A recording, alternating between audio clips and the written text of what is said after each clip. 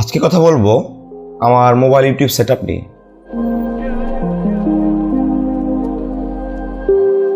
আমি আমার ভিডিওগুলো মোবাইলে শ্যুট করে থাকি, আর সেজন্য আমি ব্যবহার করি নর্মাল একটি মোবাইল ট্রাইপড।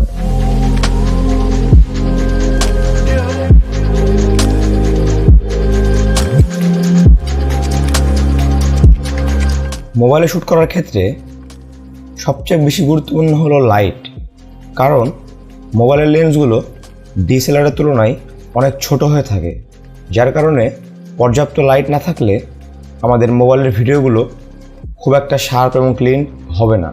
তাই আমাদের খেয়াল রাখতে হবে যেন আমাদের পর্যাপ্ত লাইট থাকে, যাতে করে আমরা আমাদের মোবাইলের ভিডিওটি অনেক শার্প এবং ক্লিন পাই।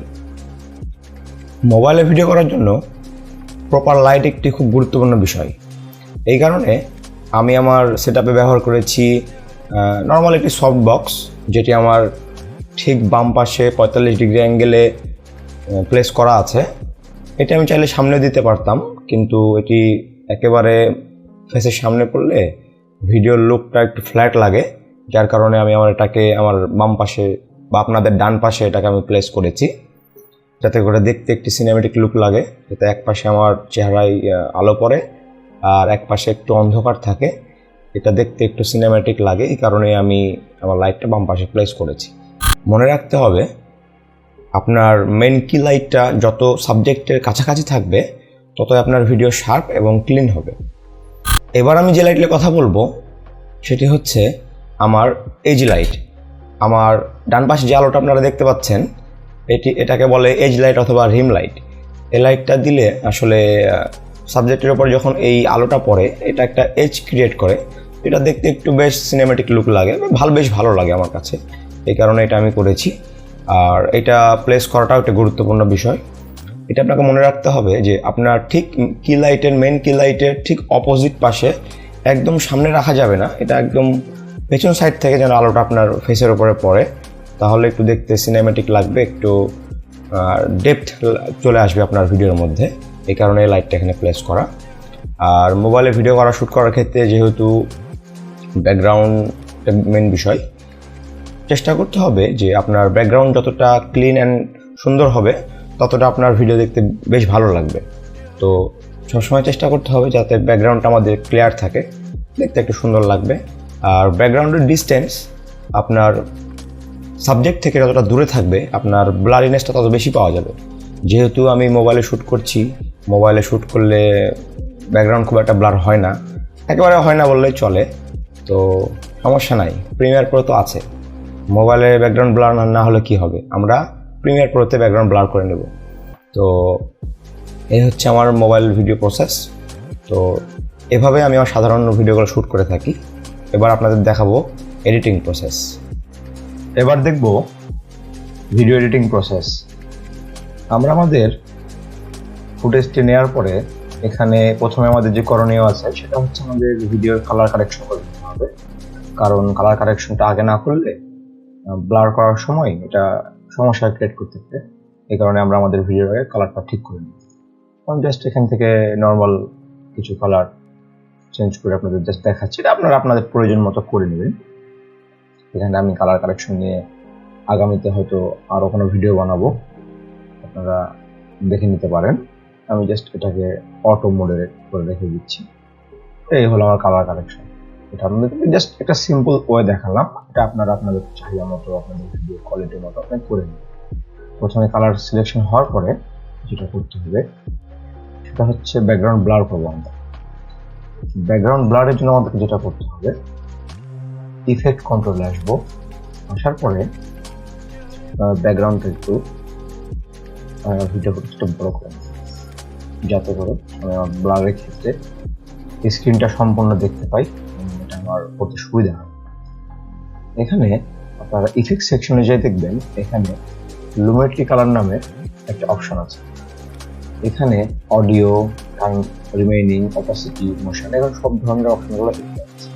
কিন্তু আমি যেহেতু শুধু আমার ব্যাকগ্রাউন্ডটা ব্লার করতে চাচ্ছি, এই কারণে কি করতে হবে, আমাকে ব্যাকগ্রাউন্ডটা সিলেক্ট করতে হবে। তো আমি আমার ব্যাকগ্রাউন্ড সিলেক্ট না করে আমি অল্টারনেটিভ ওয়ে ব্যবহার করব, যে আমি আমার ফেসটাকে, আমার সাবজেক্টটাকে সিলেক্ট করার পরে এটাকে আমি অপোজিট করে দিই, আমার সাবজেক্টের বাইরে ইফেক্ট নিতে যাচ্ছি।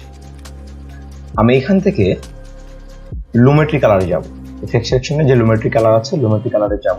যাওয়ার পরে এখানে দেখেন ক্রিয়েট ক্লিপ মাস্ক আছে একটা, এখানে এই মাস্কটাকে আমি সিলেক্ট করব।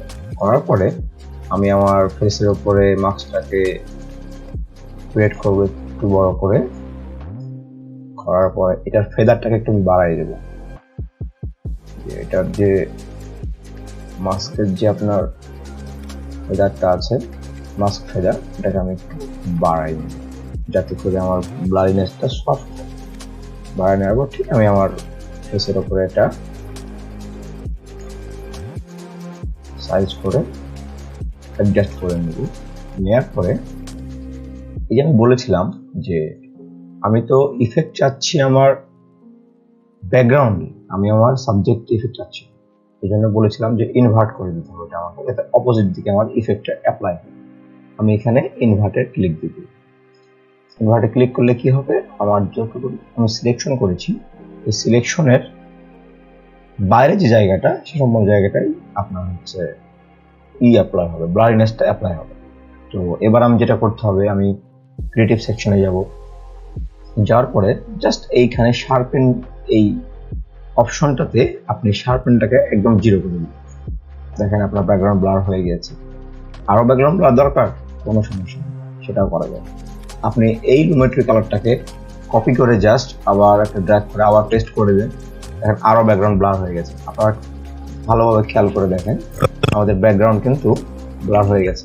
সুন্দর সুন্দর ভিডিও তৈরি করতে পারি যদি আমরা সঠিক প্রসেসটা জেনে থাকি। যে আপনার এই ব্যাকগ্রাউন্ডটা আপনি আরো বেশি ব্লার করবেন, সেটাও করা যাবে। আপনি এই লুমেট্রি কালারটাকে আবার কপি করে আবার পেস্ট করে দেন, আবার পেস্ট করে দেন, আবার পেস্ট করে দেন, আপনার ব্যাকগ্রাউন্ড ব্লার হতে থাকবে, কিন্তু এর সাথে কিন্তু আপনার কালারটাও ডিপেন্ড করছে। অতএব বেশি না ব্লার করাটাই উচিত, প্রয়োজন মতো করাটা উচিত, যাতে করে আমার এই যে দেখতে পাচ্ছেন আপনার কালারটা আমার এখানে ফেডেড হয়ে গেছে, একটা লালচে কালার চলে আসছে। এই জন্য চেষ্টা করবেন যতটুকু প্রয়োজন এবং যতটুকুতে কালার ঠিক থাকে ততটুকুই করার জন্য, তাহলে আপনার ভিডিওটি দেখতে খুব সুন্দর লাগবে। আর এ হচ্ছে ব্যাকগ্রাউন্ড ব্লার প্রসেস। এছাড়া আপনারা নির্দিষ্ট কোনো জায়গায় আপনারা মাস্ক করে আপনারা নিজস্ব কালার দিয়ে ব্যাকগ্রাউন্ড ব্লার করতে পারেন, যে কোনো সাবজেক্ট হোক, অবজেক্ট হোক, যে কোনো জিনিসটাকে আপনি ব্লার করতে পারেন। আপনার জাস্ট একই সিস্টেম, ক্লিপিং মাস্ক দিয়ে আপনি এভাবে আপনার এই জায়গায় ব্লার থাকছেন, আপনি এই জায়গায় এভাবে সিলেকশন দিয়ে ইনভার্টেড না দিয়ে আপনি এখানে লুমেট্রি শার্পেন ফেডেড করে দিলে জায়গাটা ব্লার হয়ে যাবে। তো আপনারা এইভাবে আপনাদের লুমেট্রি কালারগুলো কপি করে করে আপনারা আপনাদের প্রয়োজন মতো নির্দিষ্ট জায়গায় আপনারা ব্লারিনেস করতে পারেন, ব্লার করতে পারেন। এছাড়া কালার কারেকশন এখানে তো আপনাদেরকে দেখাইছি এর আগে, পরবর্তীতে চেষ্টা করব আরো বিস্তারিত কিছু কালার কারেকশনের ভিডিও তৈরি করার জন্য। তো আজকে এই পর্যন্তই। আপনারা ভালো থাকবেন, সুস্থ থাকবেন, দেখা হবে আগামী কোনো ভিডিও। আমার ভিডিওগুলো যদি ভালো লেগে থাকে অবশ্যই সাবস্ক্রাইব করে, লাইক, কমেন্ট করে, শেয়ার করে পাশে থাকবেন। ধন্যবাদ।